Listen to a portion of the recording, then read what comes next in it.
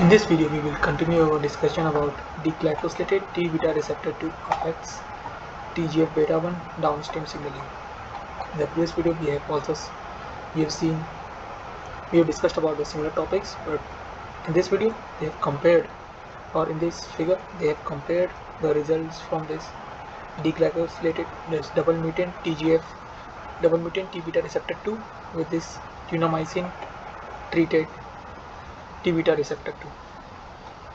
And in the panel A figures, we can see the comparisons between the wild type cells that are treated with tunamycin and the double mutant, along with this PDI marker. So in the previous video, we have seen that the results from this double mutant fluorescence overlaps with the PDI marker, which means they are mainly confined in the endoplasmic reticulum.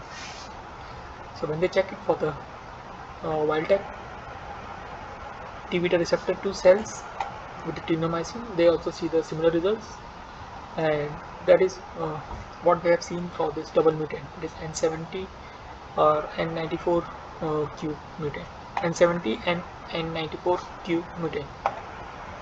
So in the panel A, they compared the tunamycin treated T-beta receptor 2 and the double mutant with this PDI1 marker, and in the panel A dash, they compare the same thing, that is wild type cells which is tunamycin treated, the double mutant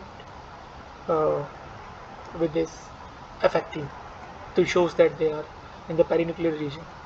We can see that the F-actin signal surrounds the flag signals for both the wild type and the for both the wild type treated with tunamycin and the double mutant, but this is not the case for the merge for both the conditions. So from this confocal images, it is clear that T-beta receptors to deglycosylated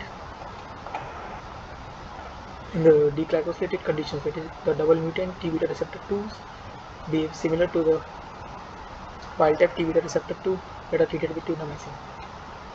Afterwards, so they wanted to check how they behave in this downstream signalings when they are treated with TGF-β. So for this endogenously transfected T-beta receptor 2, when they are treated with TGF-β, they are able to see enhanced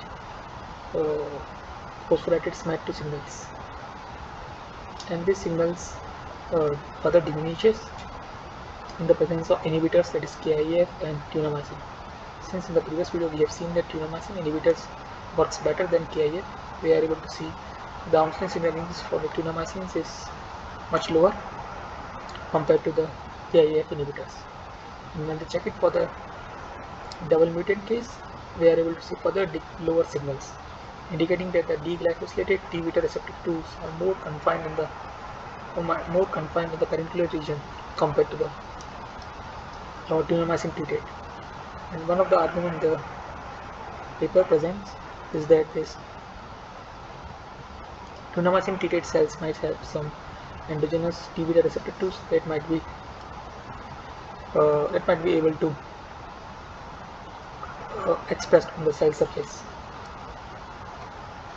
And afterwards, they further confirmed this T-beta receptor 2 expression levels using CAGA luciferase assay. And for the wild type, as we are expecting that with the TGF-β treatment, there is a significant increase in the CAGA luciferase signals, and those increase goes down for the KIF, but in the KIF treated cells also we can see the significant increase compared to the wild type that are not treated with KIF. Thereafter, for the tunamycin, they do not see any significant changes,